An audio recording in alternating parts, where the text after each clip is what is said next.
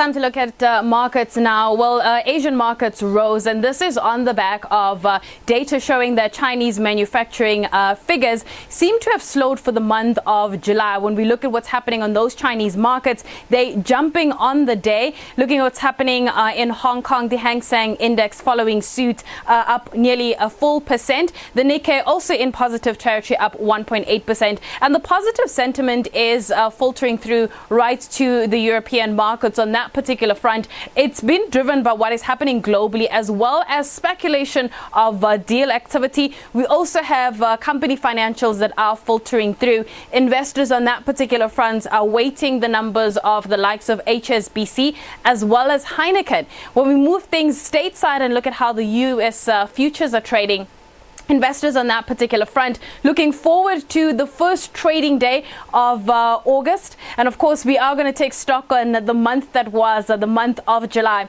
But when we bring it down locally to the JSE, that market opening in the green. And this is the sentiment that is filtering through as Chinese authorities try to reassure investors. And we are seeing that sentiment come through to some of the local stocks listed here. However, to get into some of the themes playing out, we're joined by Bright Khumalo from Investec Asset Management. Bright, thank you so much for your time. I mean, JSE opening in the green, most of the analysts saying that it is the Chinese authorities basically reassuring investors on that particular front. But right now, as it is around 125, how are you reading the JSE's market right now?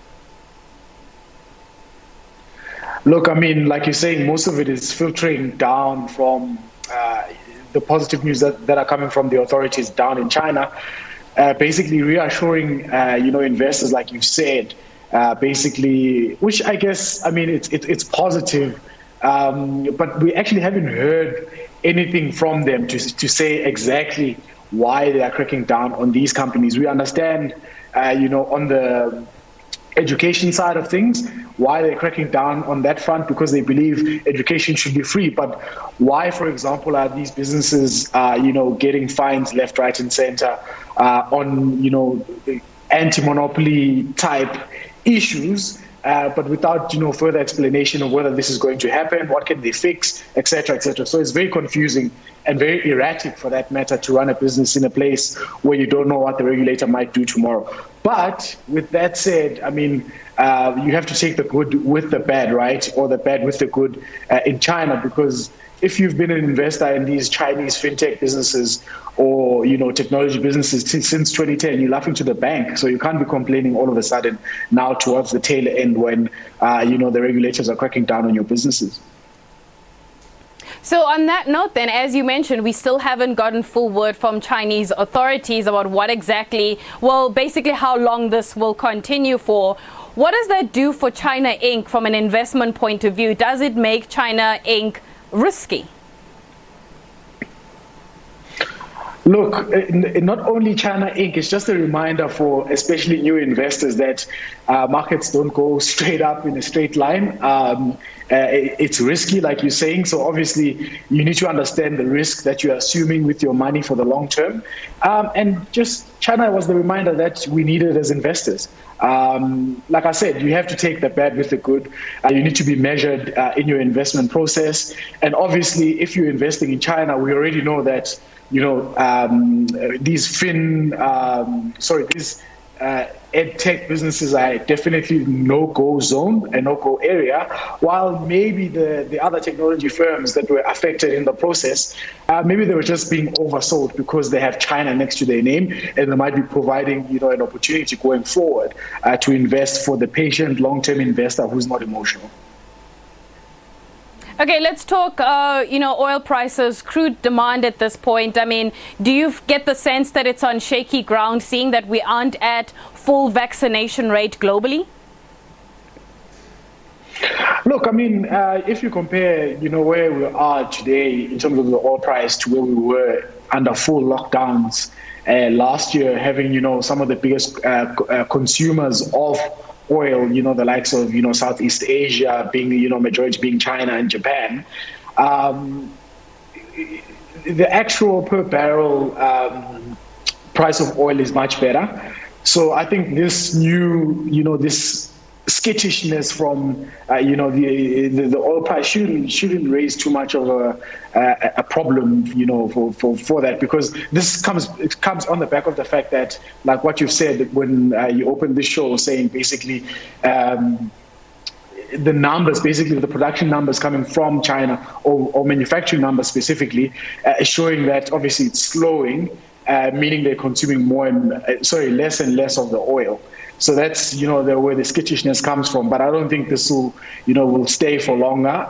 We think the Delta variant is not here to stay. And it'll be back to business as usual soon enough. Okay, let's talk about something that I know you absolutely get excited about, and that is U.S. earnings season. So far, what do you make of some of the numbers that have come out? I mean, we were talking about the tech shares last week. What do you make of it so far?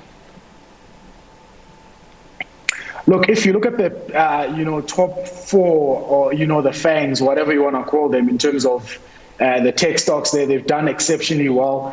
I think it's even more impressive if you have to include the fact that these businesses were coming off a very, very high base last year during lockdown, where we were trying to entertain ourselves from home, using their products actively and spending on these platforms, across the spectrum. So if you look at that as a base, and then you compare that to, an average of around 27% increase for all of these businesses in net sales, it's just mind-blowing.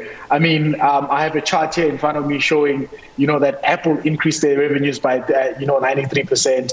Alphabet,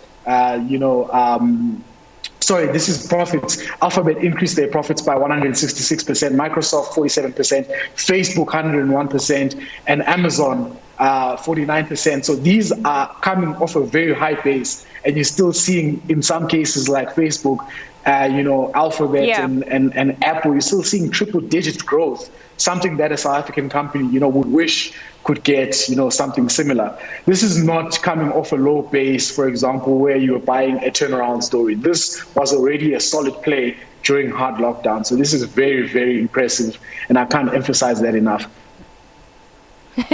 Okay, Bright, thank you so much for your time. And however, there are events that we are keeping a focus on as the week plays out. We did have those Chinese PMI figures that came out a little bit earlier today. On Wednesday, we've got Eurozone retail sales, and on Thursday, we'll be looking at the Bank of England's rate decision, as well as the U.S. initial jobless claims, and of course that big U.S. non-farm payroll figure that is coming out on Friday. And we'll explain tomorrow why that figure matters and what investors will be looking out for.